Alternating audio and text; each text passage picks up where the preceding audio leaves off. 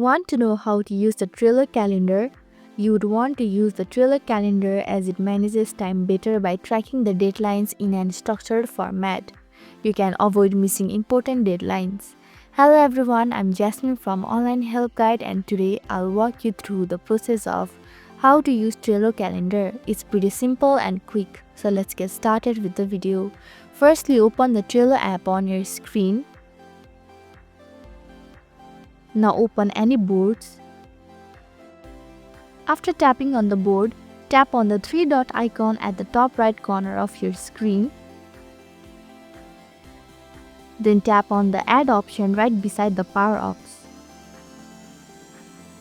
Now toggle the switch right beside the calendar power-up. Likewise, go back to your board homepage. Tap on the down arrow button right beside the board. Tap on the calendar option at the last. Furthermore, tap on the plus icon at the bottom right corner of your screen. Here you can see the card name option. Write the title of the tasks that need to be completed. Similarly, select the member. Now you will have to select the start date and the due date. While selecting the due date, you can also add a reminder.